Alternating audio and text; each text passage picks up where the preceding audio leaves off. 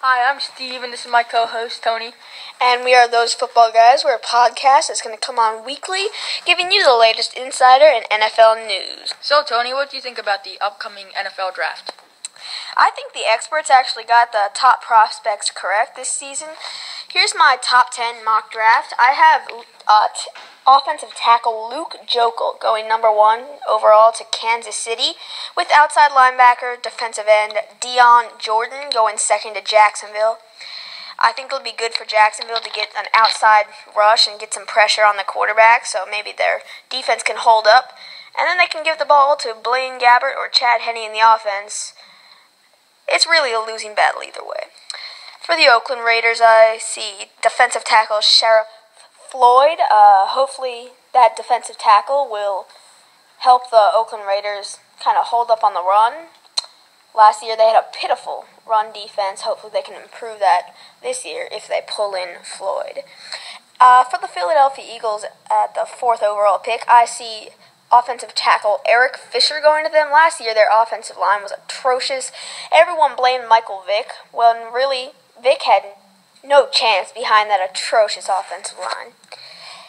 At number 5, the Detroit Lions, I see defensive end Ezekiel Ansah going to Motor City.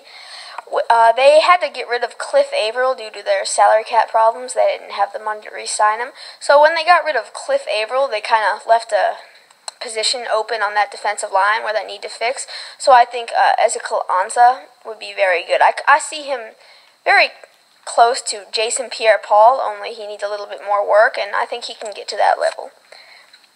At number 6, I see the Cleveland Browns taking cornerback D. Milliner.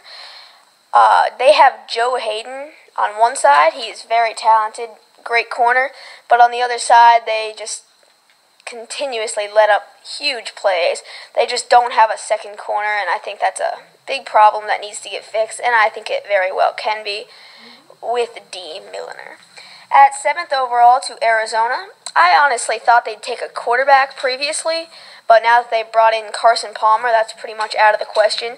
This offensive line was one of the worst I think I've ever seen. They were so bad last year. They could not go a single play without not allowing a sack or someone to get through and bring pressure to their quarterbacks. So I think they'll take tackle Lane Johnson.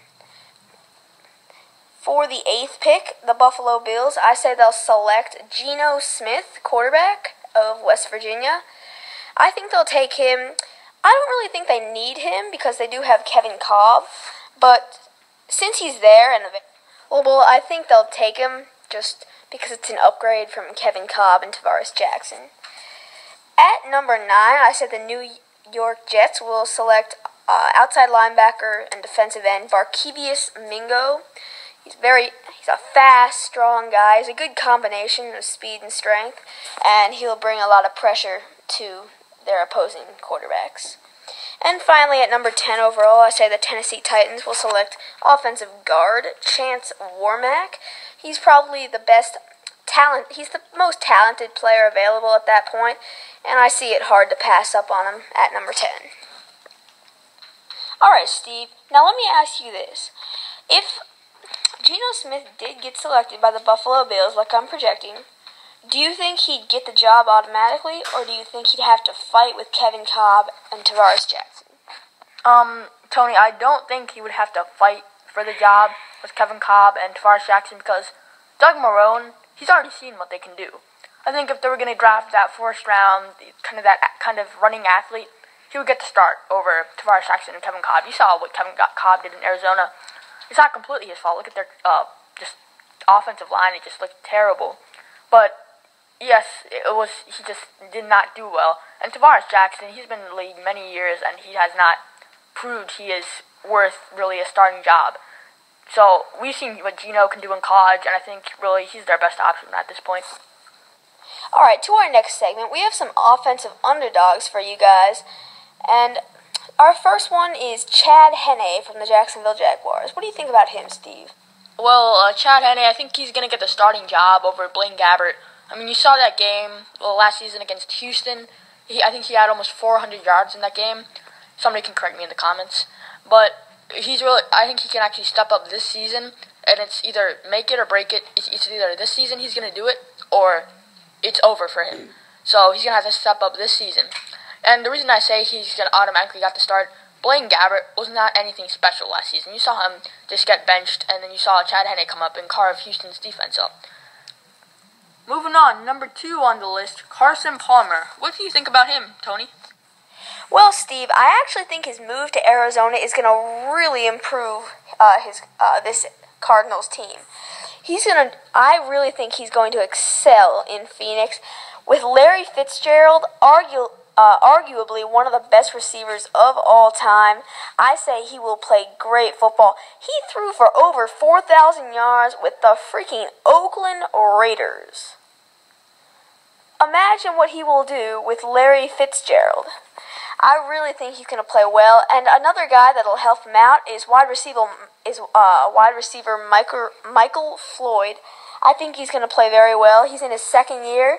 Drafted in the first round last year. He didn't really do much, but that's because he didn't have much of a quarterback to work with. So I think he'll play very well this year and really come on.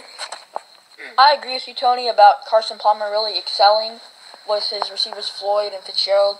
And part of the receivers excelling too is Bruce Arians has even come out publicly and said that the running backs are going to get paid to run and not catch. This Arizona Cardinals team over the years has been kind of a catch-by-committee team. They got Beanie Wells and other running backs catching the balls. Receivers should be catching the balls.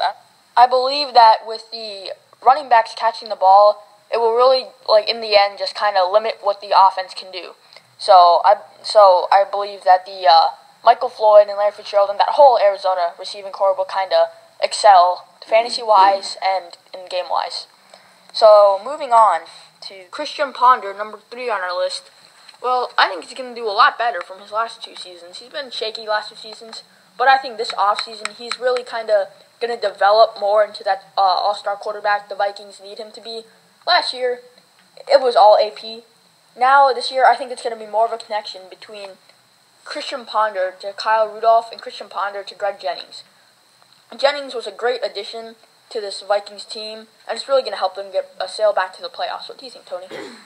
I agree, but this year, I don't think that Adrian Peterson's going to carry the entire team. I just think that Christian Ponder will actually have a bigger part in this team making the playoffs if they do, and I believe they will. Now moving on to running backs. Number 4 on the list, Dolphins running back Lamar Miller. What do you think about this, Tony? This guy, he's a kid that nobody really knows about, but he is going to have a huge part in the Miami Dolphins offensive run game. As you all know, they got rid of Reggie Bush. He's now a Detroit Lion. The only running back on the team now that has really played is Lamar Miller. And unless they take somebody in the draft, but with their first-round pick, there's really nobody that's going to go in the first round except for possibly Eddie Lacy, but he'll be more of a late-round guy. So really, it's almost guaranteed that Lamar Miller is going to be the starting running back for the Miami Dolphins. If he's available in your fantasy draft, get him. He will start. He will get lots of carries. He is going to have a great year. Our final underdog that we have on our list today, number 5, is Shane Vereen for the New England Patriots. Steve, what do you have to say about him? Well, Tony, I actually think there's going to be a little running back competition in New England, because you've seen in the AFC Championship game this previous season. Ridley's fumble kind of just crushed all the Patriots' hope. I mean, they were trailing behind with little time left, so it might have not mattered anyway, but still, it just kind of ended it. Ridley's kind of had that fumbling problem throughout the season. And also, look at what Vereen has that Ridley doesn't have. Vereen, to be honest, much faster guy. And also, look at his catching ability. You see in that Texans game that led up to that Ravens game, the divisional round, that Patriots scored, Texans had to punt, Brady got the ball back and just tossed it right over. I think it was like 40 yards right over into Vereen's shoulder for a touchdown. Now I actually think this season, his Vereen stats are going to go up a lot, and he's also going to be incorporated a lot into the Patriots passing game. So what do you think about Tony? I actually completely agree with you, Steve. He will be a big part in their passing game. I honestly think Ridley will get most of the carries, but I think he will have a part in their passing game. And that about sums it up for this week's podcast of Those Football Guys. Make sure to follow us on Twitter and Instagram. The links will be in the description. And also, if you have any friends or family that like to watch the sport of football, please pass us along to them as we try to expand our show. And then, Tony, have anything else to say? Also, we're going to be having a blog up very shortly. Look at that. Our link to our blog will be in the description as well. So check it out. My name is Tony. My partner here is Steve. And this is Those Football Guys.